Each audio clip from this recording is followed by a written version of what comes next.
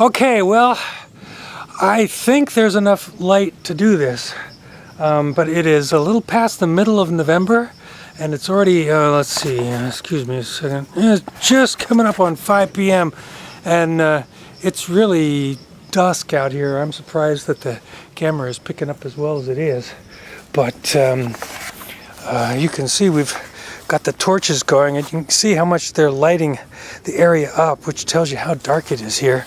And Frankie boy, you may not be surprised to see that he's got his turkey scarfie on, and of course Jesse does too, and that's because, as I mentioned, it is November, and so we are in a harvest, Thanksgiving, autumn kind of mood. And to try to get this over before it gets dark, there's chives, and I've said it a countless number of times so that you're probably sick of hearing about it, but they start the earliest and end the latest. And broccoli hasn't been too bad either. That's what this is. There are no real promising shoots right now, but I did harvest a bunch just last week, and you can see that I've got a nice layer of leaf mulch down, and Brussels sprouts are also still productive, and they will be into the snowy season.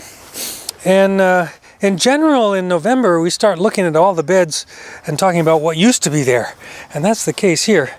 That's where the ground cherries used to be. The first frost took care of them. Same with eggplants.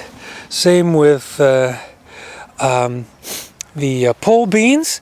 Now, I did pull a bunch of lima beans after the first frost, but I haven't checked them to see if they're okay.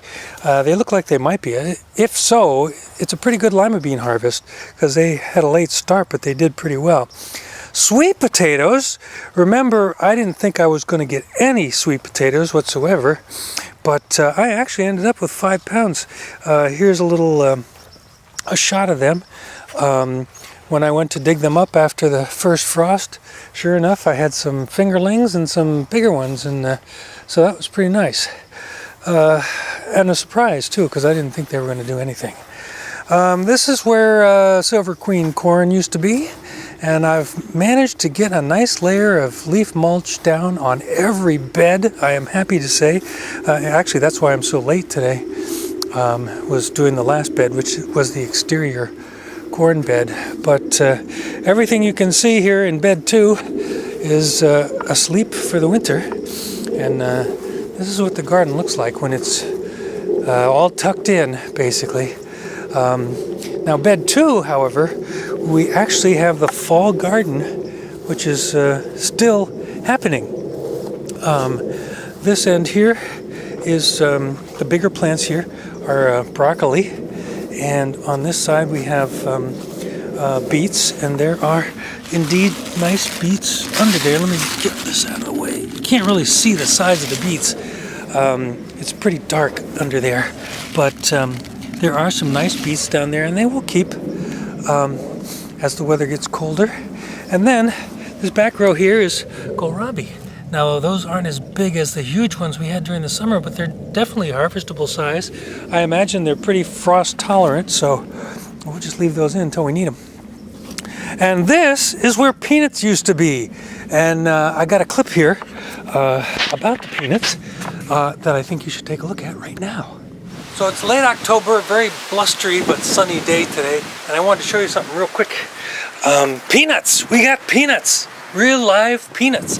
The first frost was threatening, so I decided to pull these because I didn't know if the frost would damage them. And just as I suspected, peanuts growing at the end of these little shafty things. Some of them have fallen off already, got some, and some of them still have the shafts on them, but they've fallen off the plant. They say to dry these, like on the screens in a sunny location. But I'm going away for a little while. I won't be able to check on them every day, and I'm afraid that rodents will get into them, so I'm not going to take that chance. what I'm going to do is I'm going to bundle them up here and hang them inside in an unused shower stall, which is the same thing that I did with the popcorn to cure it.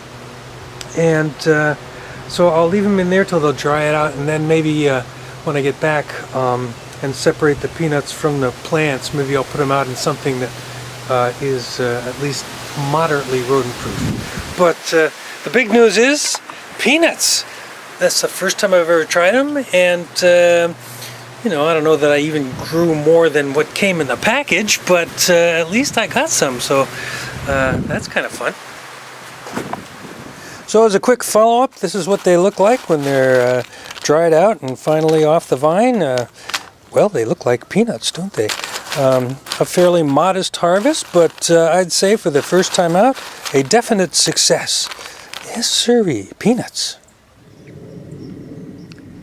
Yes, peanuts. Very successful. Look at how red my face is. That's from the glow of the torches. Looks kind of funny. It is really getting dark out here in a hurry. So I better hurry. Anyway, here we are in bed number 4. And again, you can see the nice layer of mulch down. But I didn't manage to take the tomato cages down yet. Kind of unusual for me. But we can do that any old time. And then our lone Brussels sprouts plant from the end of the kohlrabi, the old kohlrabi bed, and there's still some very fine Brussels sprouts in there that you can barely see. It's so dark. And then the rest of the fall garden. These are bunching onions or green onions. They're doing fine. And these monsters are radishes, actually, long past the fresh eating stage, but they may be good for like a casserole or something like that. And then the rest of this is all lettuce. And we've got lettuce inside that we're consuming, so a pretty good fall garden, all things considered. This is where corn used to be, and then up here is where summer squash used to be, and the far bed was all marigolds, and out beyond Frankie there is the external corn bed. At least that's what it was this year. And we had a great popcorn and Indian corn crop. Frankie thinks he sees something out there. Not unusual for him. He's always on the hunt, right, boy? But it was an absolutely beautiful day today.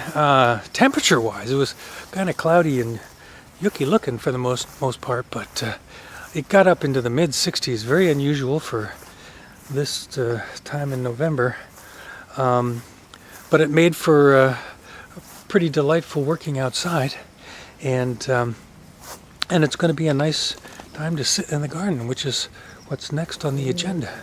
So I'm about to grab my little evening cocktail there and sit by the light of the torches, and you can see what's left of the harvest thrown there, the corn stalks and everything.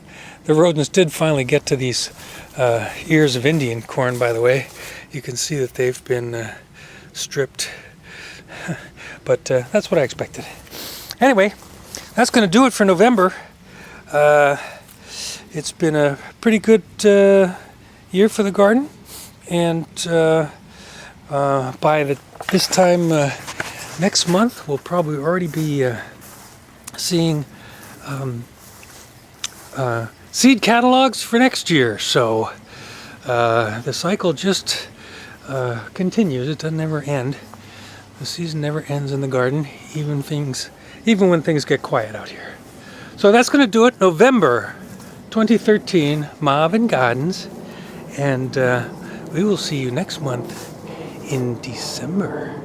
So talk to you then. Bye.